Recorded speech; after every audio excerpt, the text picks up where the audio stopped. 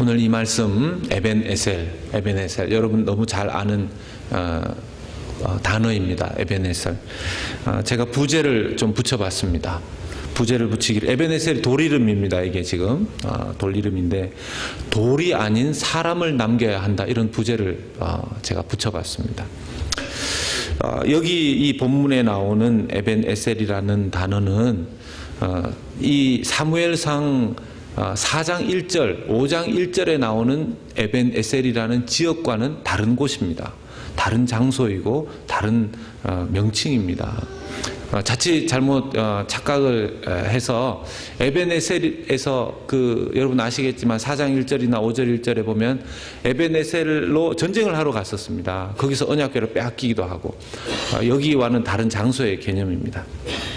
참고하시고 오늘 말씀을 들으시면 좋겠습니다. 제가 이번 주간 한 주간을 이렇게 보내면서 그 어떤 주간보다 참 고심을 많이 하고 긴장을 많이 하면서 기도하는 시간을 제가 보내고 있습니다. 바로 이번 주일부터 새롭게 시작되는 주일 예배 때문에 그렇습니다. 그래서 참 제가 믿음이 없구나 이런 생각들을 참 해보게 됩니다. 여러분들 참 걱정이 되시죠? 이런 믿음 없는 목회자가 담임 목사랍시고 어떻게 하시려고 그래서 저를 위해서 참 기도를 많이 하셔야 되겠다 생각이 드는데요. 긴장되고 고민이 많이 되고 고심이 되니까 새벽에 기도하는 거는 제가 말할 것도 없거니와 그냥 수시로 시간만 되면 본당 안에 들어와서 기도하고 갔다가 또 걱정되면 또 들어와서 또 기도하고 또 들어와서 또 기도하고 그렇게 하는 겁니다. 또 여기가 아니라도 그렇게 하는 거죠. 제가 원래 변화를 별로 좋아하는 사람이 아닙니다. 잘 아실지 모르실지 모르지만 저는 이렇게 헤어스타일도 잘 안 바뀝니다. 늘 그대로. 바지도요, 입던 바지 늘 입고요. 바지 색깔도 잘 안 바뀌어요. 제가 청바지라는 것을 대학 가서 처음 입었습니다. 청바지라는 것, 이렇게 아주 보수적인 그런 스타일입니다. 신앙의 색깔도 저는 그렇습니다. 그냥 제가 원래 믿는 방식 그대로. 근데 하나님이 뭘 옮겨라 그러시면 왜요 하나님? 뭘 바꿔라 이러시면 왜요 하나님? 그렇게 반응하는 스타일입니다. 제가 하나님께 순종하기 싫다라는 의미가 아니라 그만큼 변화에 대해서 제가 수동적인 그런 스타일이기 때문에 그렇습니다. 미국 가라 그랬을 때도 왜요? 그걸 몇 년이나 제가 물었었고요. 달라스로 가라 그랬을 때도 제가 왜 와야 되는지는 모르지만 하나님 앞에 그냥 순종하는 마음으로 그렇게 왔습니다. 참 변화를 별로 싫어하는 그런 사람인데 그런데 제가 이제 한 가지 깨달은 게 있습니다. 하나님 앞에 순종하고 딱 엎드리면 하나님께서 은혜를 베풀어 주신다는 것입니다. 아멘이십니까? 네. 하나님 앞에 순종하고 엎드리면 하나님께서 은혜를 베풀어 주시고 하나님께서 소위 우리가 예상하지 못했던 복을 베풀어 주신다는 거예요. 그런데 반대로 자꾸 이렇게 죄송합니다. 제가 이런 표현을 써서 자기 꾀를 자꾸 내고 소위 말해서 자기 장꾀를 자꾸 내지 않습니까? 그 조그마한 장꾀를 자꾸 내면 나중에 아주 이 큰 꾀에 자기가 넘어지게 되어 있습니다. 자기 꾀. 그러니까 빨리 이 납작 엎드려서 하나님 앞에 나가는 것이 가장 최선의 모습인데요. 끝까지 하나님 앞에 무릎 안 굽히고 머리 안 굽히고 마음 안 숙이고 이렇게 하면 결국 무릎 까집니다. 꼭 넘어지고 자빠지고 그렇게 해서 하나님이 그렇게 해서라도 하나님이 그 복을 주시기를 기뻐하시는 분이신데 얼마나 우리가 고집이 센지 잘 모르겠습니다. 이스라엘 백성을 보면 참 한심하지 않습니까? 참 한심하지 않습니까? 여러분 언약궤 그게 뭐라고 자기들 딴에는 대단하다고 생각했죠. 하나님의 임재 그거라고 생각해서 메고 전쟁에 나갔는데 아주 코피 터지고 돌아온 거 아닙니까? 여러분 옛날의 언약궤 오늘날로 만약에 사람들이 잘못 생각하면 이 성경책 평상시에는 성경책 열어보지도 않다가 뭐가 좀 안 되면 지금 제가 보니까 미국에는 그런 자가용들이 별로 없는데요. 한국에 교회 다니는 분들은요, 이 성경책이 자기 그 자가용 뒤편에 이렇게 딱 모셔져 있습니다. 뭐 그거 있으면 사고가 안 나는 건지 보면 이미 성경책의 윗 표지 색깔하고 밑에 색깔하고가 달라요. 그러니까 제가 보니까 그 성경은 읽는 용이 아니고 전시용이에요. 전시용. 그렇게 성경을 평상시에 대하던 그런 사람이 무슨 큰일 있다고 해서 성경책 딱 끼고 그 일을 하면 그게 일이 되겠습니까?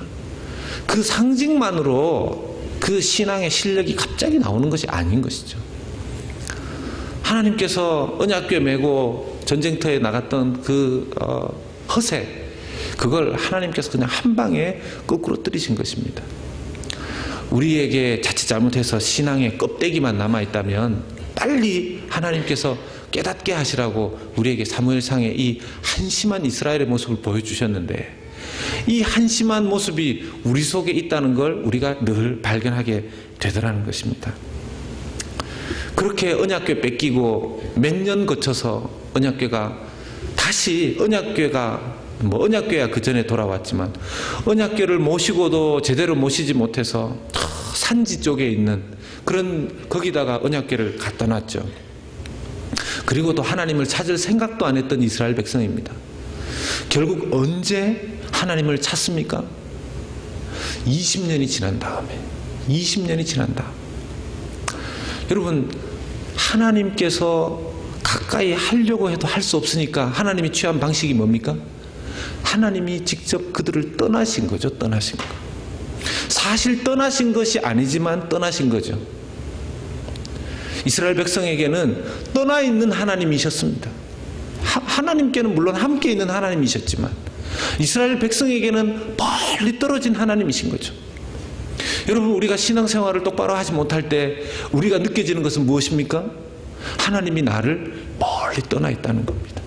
정말 하나님이 멀리 떠나 있습니까? 그렇지 않죠.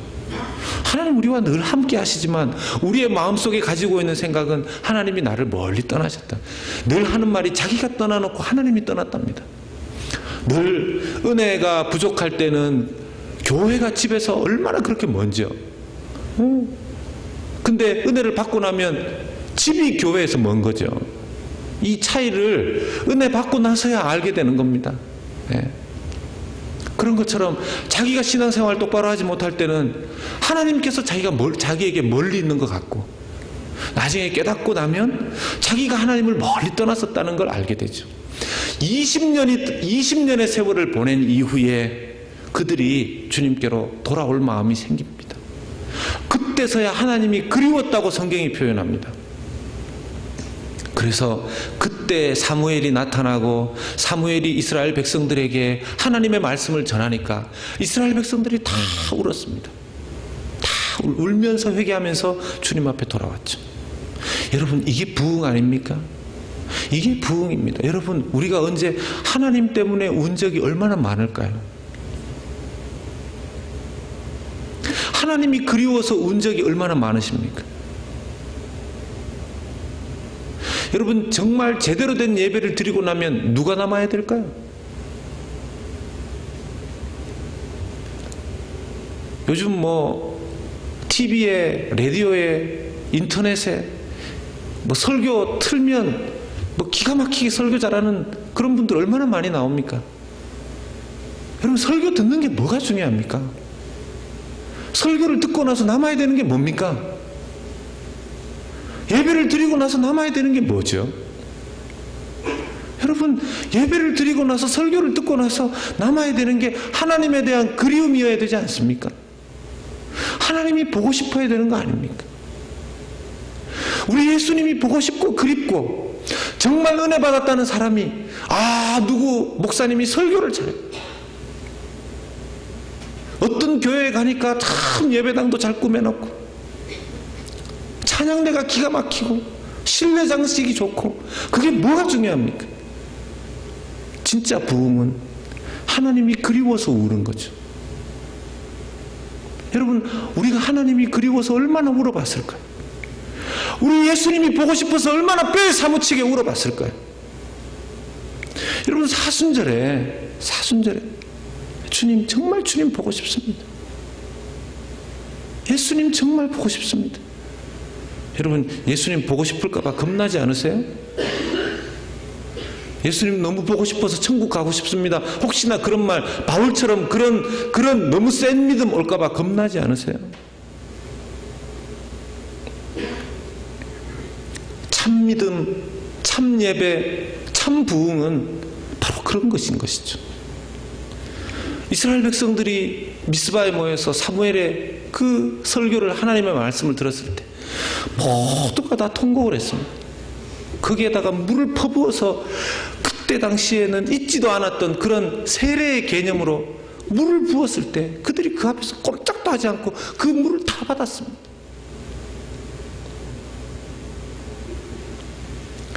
그런 일이 있고 나니까 그들이 블레셋이 쳐들어왔을 때 이 놀라운 승리를 하게 되는 건 아닙니까?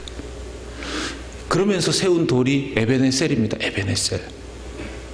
돌을 세운 거죠. 12절의 말씀에 보면 사무엘이 돌을 취하여서, 여러분 예나 지금이나 어떤 걸 기념할 때 제일 좋은 그 물건 중에 하나가 돌입니다. 돌. 돌에다가 다 새긴 거죠. 한글로는 안 썼겠죠? 히브리어로 썼겠죠? 에벤에셀. 제가 이게 돌로 새긴다는 생각을 하니까, 돌로 새겼다는 기념, 제가 금강산을 간 적이 있습니다. 금강산.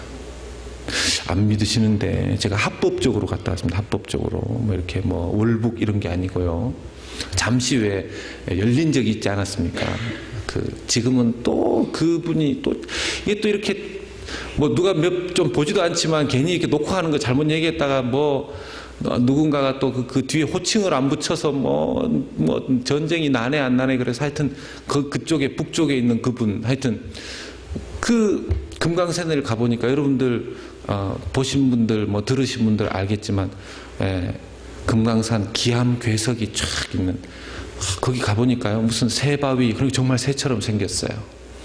무슨 전차바위 이랬는데 정말 전차 이 탱크처럼 생겼어요. 근데 제가 그걸 보고 기가 막혔던 게, 그 기암괴석 그 바위마다 금강산 찾아가자 12,000봉 12,000봉 꼭대기마다 그 지금 북쪽에 있는 그 분의 아버지 할아버지 이름을 거기 다 써놓은 겁니다. 세상에 진짜 제가 높기도 얼마나 높아요. 여러분, 그 바위에 올라가려면 목숨 걸고 올라가야 돼요. 그거는 63빌딩 올라가는 것보다 훨씬 힘든 겁니다. 엠파이어 스테이트 그냥 스파이더맨처럼 올라가는 것만큼이나 어려운 거죠. 그걸 어떻게 올라가는지 모르겠어요. 거기에다가 글씨도 정말 잘 써놨어요. 언급하기도 싫지만 누구누구 멋이기 해서 뭐 위대하다 뭐 이런 얘기를 써놓은 겁니다. 그냥 그걸 보니까 막 그래서 남북 통일이 되면 새로운 직업, 바위에 이름 지우기 직업이 생기지 않을까, 그런 생각을 했었습니다. 걷다가도 기념을 한다고 오래 평생 새겨서 남기겠다는 거죠. 이스라엘 백성 입장에서는 사무엘이 이 사람들 또 이 신앙생활, 하나님에 대한 믿음에서 미끄러지면 안 된다. 그래서 에벤에셀 돌을 취해서 기념비를 딱 써놓은 것입니다.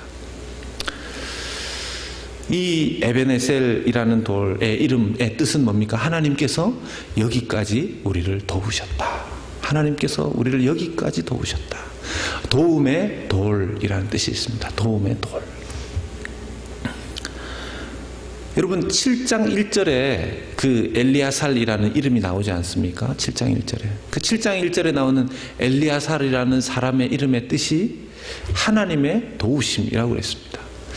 이 7장이 이스라엘 백성 사무엘상이 어둠 속에 있다가 하나님의 도우심을 입어서 승리하는 이 대반전의 역사가 이 사무엘상 7장에 있게 되는데, 사무엘상 7장에 하나님이 도우신다는 엘리야살의 이름이 등장을 하고, 이 12절에 가서 또 에벤에셀이라는 하나님의 도움이라는 단어가 또다시 등장하는 걸 보면, 결국 이스라엘 백성들 그 어둠의 시대를 밝히시고 새롭게 하시고 이스라엘 백성들을 새롭게 대부흥으로 다시금 회개시키시는 분은 결국 이 일을 하시는 분, 도와주시는 분은 하나님 자신이시다 하는 것을 이 성경을 통해서 그대로 우리에게 가르쳐주고 계시는 것이죠. 하나님의 도움이 없이 무슨 전쟁을 치르고 무슨 싸움을 하겠습니까? 오늘날까지 살아온 것도 하나님의 도움 때문에 여러분과 제가 여기까지 오게 된 줄로 믿습니다. 저와 여러분들의 고백이시죠. 여러분, 이 문제는, 이 사실이 눈물 나게 감사하십니까? 이 사실이 눈물 나게 감사하십니까?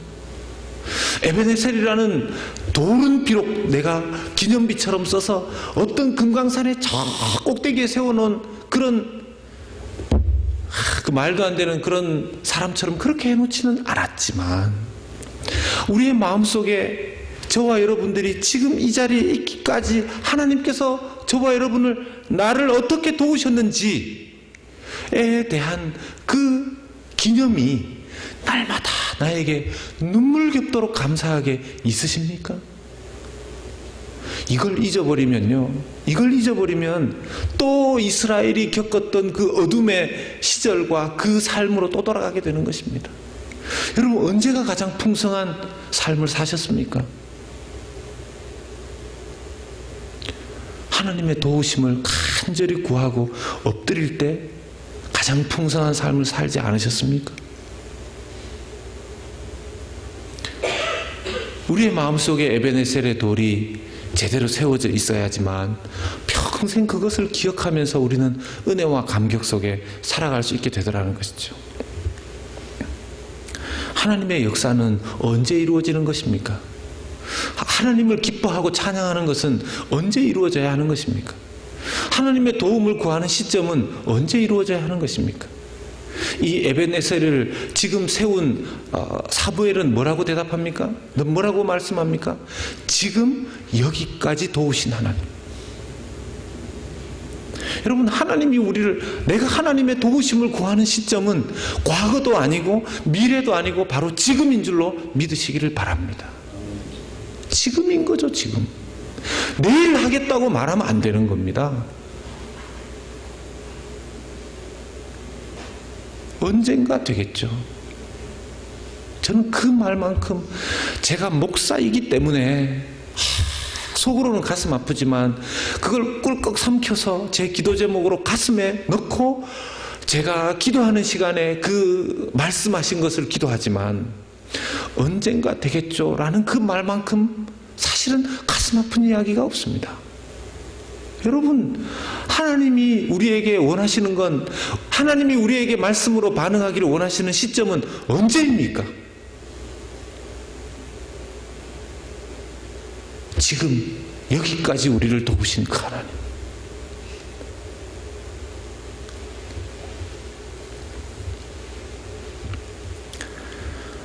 하나님 앞에 도와달라고 기도했을 때 안 도와주신 적이 있으십니까? 하나님의 도움을 구했을 때 안 도와주신 적이 있으셨습니까? 우리가 구하지 않은 적은 있었겠지만 하나님이 도와주시지 않은 적은 없었죠. 이렇게 구하고 나가는 이스라엘 앞에 블레셋이 굴복을 합니다. 굴복. 13절의 말씀에 보니까 굴복이 했다는 단어를 씁니다. 블레셋 사람들이 굴복하였다. 굴복하였다. 그 전까지 싸워서 이기고 지고 뭐 이렇게 했었지만 여기 굴복이라는 단어는 처음 나옵니다. 굴복이 뭡니까, 여러분? 무릎을 딱 꿇고 졌다, 항복했다, 이거 이제 선언하는 것이죠. 여러분, 그렇게 블레셋과 싸워서 굴복시키고 싶어 했지만 결국 블레셋을 굴복시킨 것은 이스라엘 백성이 아니었고 누구였습니까? 하나님이셨던 거죠. 언제 블레셋이 이스라엘 앞에 굴복했습니까? 여러분들 보실 때 이스라엘이 하나님 앞에 굴복했을 때, 이스라엘이 하나님 앞에 굴복했을 때 하나님은 이스라엘 앞에 그 적들을 굴복시키게 하셨던 것입니다.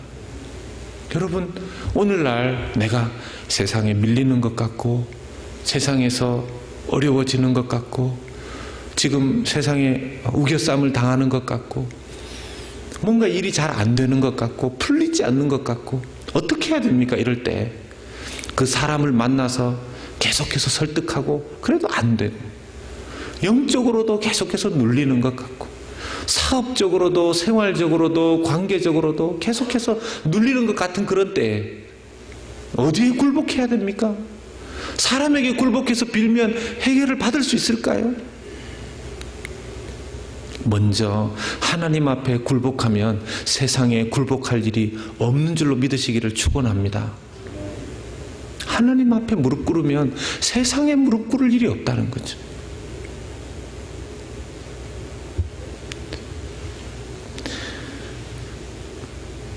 사무엘이 기도하는 날 동안 이 말씀을 보니까 참 너무너무 감사한 것이, 사무엘이 사는 날 동안 이스라엘을 다스렸고, 사무엘이 사는 날 동안 여호와께서 이스라엘을 지키셨습니다.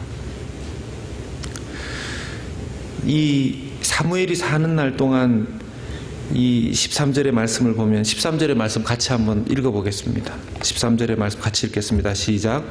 이에 블레셋 사람들이 굴복하여 다시는 이스라엘 지역 안에 들어오지 못하였으며 여호와의 손이 사무엘이 사는 날 동안에 블레셋 사람을 막으시매.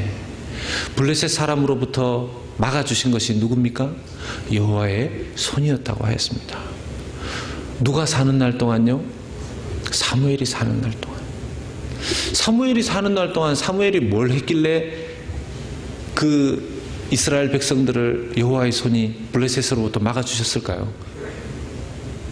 사무엘이 했던 게 뭘까요? 기도하는 거죠. 기도하는 거. 이스라엘이 블레셋이 쳐들어왔을 때, 전쟁하러 나갈 때 이스라엘 사람들이 사무엘에게 무엇을 부탁합니까? 부르짖어 우리를 위해서 기도해달라. 우리를 위해서 기도해달라. 사무엘이 사는 날 동안 이스라엘 백성들 동안 끊임없이 중보기도 했었던 것입니다. 내 삶의 환난을 막아주신 여호와의 손은 그냥 이루어진 것이 아니라 누군가의 기도 덕분에 여호와의 손이 계속해서 우리의 삶의 환난을 막아주셨다는 사실을 여러분들 깨닫고 계시지요? 저희 교회 안에도 중보기도 팀이 있는데 제가 참 너무너무 고맙고 감사하고 늘 생각만 해도 힘이 나는 그런 모임입니다. 우리 교회 그 중보기도 하는 모임들을 통해서, 또 보이지 않는 곳에서 교회를 위해서 기도하는 그분들을 통해서 제가 감히 새벽에 기도할 때 제가 우리 교회 그 성도분들 한 사람 한 사람 이름 다 불러가면서 새벽에 기도하면 집에를 못 가요. 그냥 여기서 자야 됩니다. 제가. 그러니까 제가 중요한 아픈 분들, 급한 분들, 뭐 이런 분들 쭉 이렇게 기도하고, 이제 지금 급한 일이 없는 분들은 제가 이제 기도하죠. 하나님, 우리 연합교회 성도들 오늘도 저 텍사스 저쪽 동쪽 끝에서 서쪽 끝까지, 남쪽 끝에서 북쪽 끝까지 계실 수 있는데 하나님 은혜의 손으로 다 덮어주시고 환난에서 막아주시고 하나님 은혜 가운데 거하게 해주시옵소서. 그게 제 기도입니다. 사무엘처럼. 사무엘이 또 어떤 사역들을 했습니까? 이렇게 보면요, 사는 날 동안에 이스라엘을, 15절에 보면 이스라엘을 다스렸는데 해마다 베델과 길갈과 미스바로 순회하면서 이스라엘을 다스렸다. 늘 다니면서 신방한 거죠. 신방. 네. 제가 보니까 최초의 신방 사역자가 누구였는가 보니까 사무엘이. 네. 신방이 어디에서 왔는가. 사무엘이 기도하는 것도 열심히 했고 신방하는 것도 열심히 했습니다. 문제는 이렇게 기도하고 신방하는 것을 열심히 했는데 뭘 못했을까요? 이제 8장으로 넘어가면 참 안타까운 일이 나오죠. 여러분, 엘리 제사장의 아들들은 이 엘리가 너무 자기 자식들을 싸고 돌다 보니까 이 책망하고 말씀으로 훈육하는 것을 못해서 아주 패역한 제사장들이 되었었습니다. 그런데 8장으로 가보면 이 사무엘의 자식들도, 사무엘이 얼마나 사역을 많이 하고 참 사역적으로는 성공을 했는데 이스라엘을 다시 부흥을 시키고 하나님 앞에 회개를 하게 하는 이런 일은 했는데 자기 아들들은 또 실패를 한 겁니다. 뇌물을 받고 또 제대로 이 판단하지 못하는 이런 아들들을 만든 겁니다. 이유가 뭘까? 성경에서 쭉 찾아보니까 사무엘이 이 사역적으로 늘 바쁘게 해마다 이렇게 다녔답니다. 집에 뭐 잠깐 돌아오는 거죠. 집에 잠깐 돌아오는 거죠. 그러니 자기 자식을 가르칠 시간이 있었겠습니까? 평생 교회, 한국교회를 염려하시고 한국교회 지도자로 정말 기도하시면서 한국교회 정말 교회가 변화되어야 되고 갱신되어야 된다를 부르짖고 제자훈련에 힘쓰셨던 고 옥하는 목사님, 제자훈련 하면서 나중에 이제 병이 드셔가지고 후배 목사들이 찾아와서 목사님, 후배들에게 이야기 좀 해주십시오. 그렇게 얘기하면 늘 옥하는 목사님 하셨던 얘기가 제자훈련 너무 그렇게 열심히 하면 안 돼. 가정 돌봐야 돼. 가정 돌봐. 자기는 미친 사람처럼 교회를 위해서 또 제자훈련 하시느라 그렇게 몸을 던지셔 놓고 자기 인생을 돌아보면서 자기 가족들하고 자기 자녀들하고 보낸 시간이 없다는 겁니다. 나중에 이분이 결국 일어나지 못하고 돌아가시지 않았습니까? 그때 자기 아들이 와서 고 옥하는 목사님의 시신을 가지고 가려고 할 때 잠깐만 가족사진 찍어야 된다는 거예요. 가족사진. 이 아들들이 장성해서 부모이신 아버지이신 옥하는 목사님하고 가족사진 찍을 시간이 없었다는 거예요. 그래서 돌아가신 아버지 지금 시신 앞에 놓고 가족사진 찍었어요. 가족사진. 얼마나 기가 막힌 일입니까? 그런데 옥하는 목사님의 사역을 잘 아시는 분들, 옥하는 목사님은 후배들에게 그렇게 이야기하시고 다시 자기가 그때로 돌아가면은, 근데 옥하는 목사님이 과연 젊을 때로 다시 돌아간들 가족을 과연 그렇게 돌보셨을까 하고 후배들은 생각하는 겁니다. 그리고 지금도 그렇게 교회를 위하는 옥하는 목사님의 후배들은 자신도 어쩔 수 없이 가정이 희생되는 걸 감수할 수밖에 없다, 이런 생각을 하는 겁니다.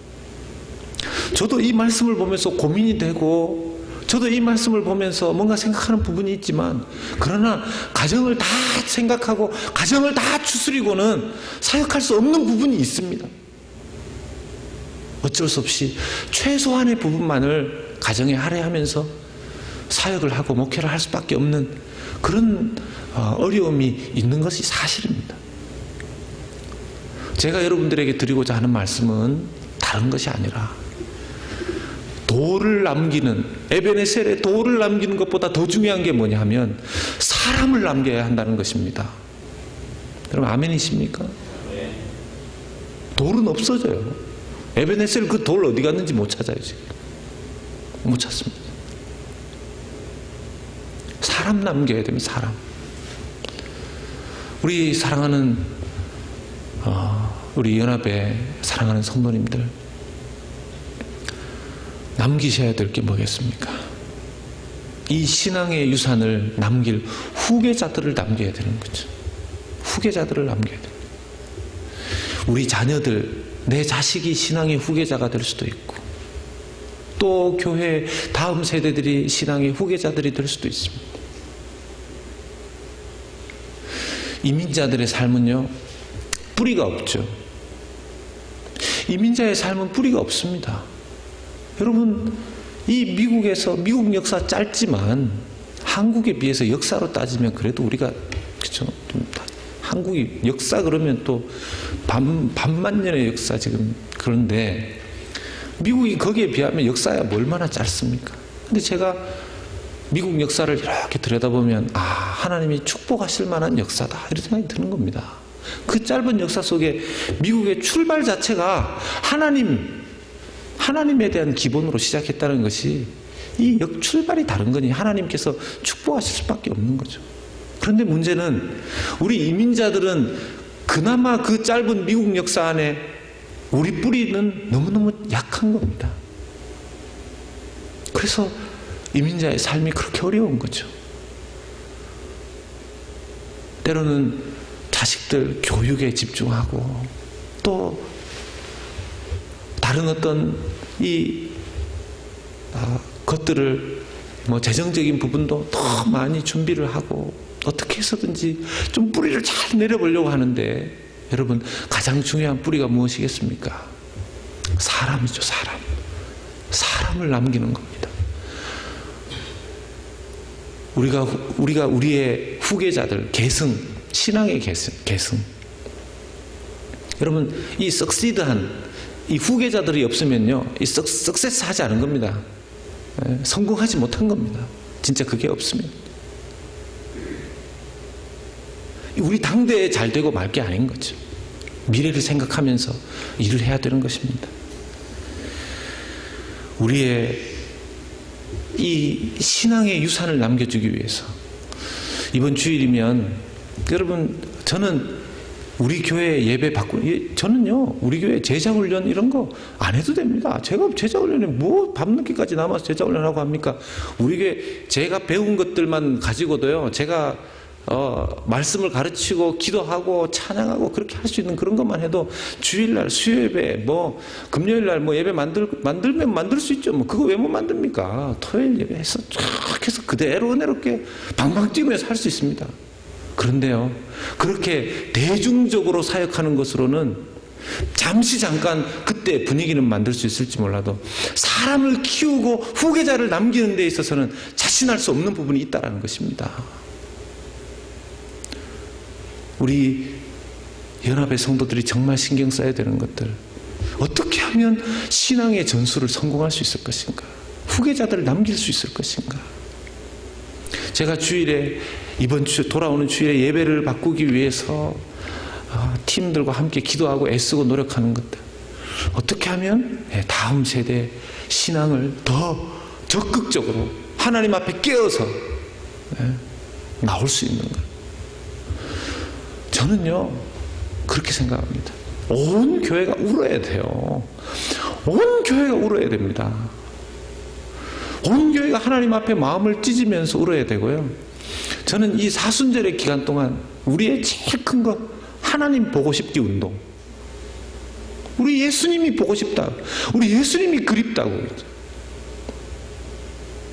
여러분 그 한국 떠나오셔서 어떤 때는 뭐 지금은 여기가 고향이시지만 한국이 그립고 친구가 그립고, 그래서 그 생각이 나고, 그 생각만 나면 그 한국 노래만 들어도 마음이 이렇게 축축해지고 그러시지 않으셨습니까? 지금도 그러실 때도 있으시겠지만, 정말 예수님이 보고 싶고 하나님이 그립고 천국이 소망된다면 찬송을 어떻게 그렇게 부릅니까?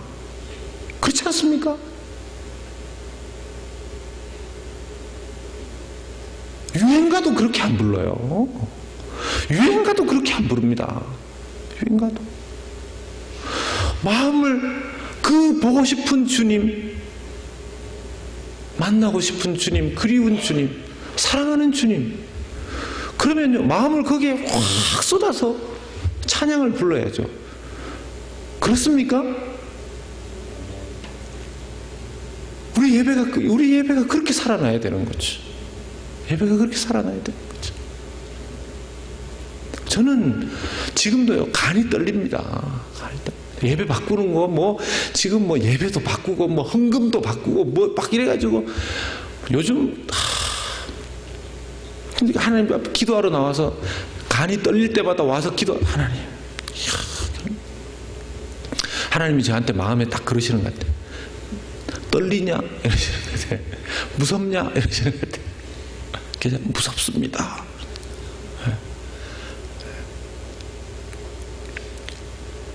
하나님은 잘 밀어붙이는데 저는 참 약한 사람이라서.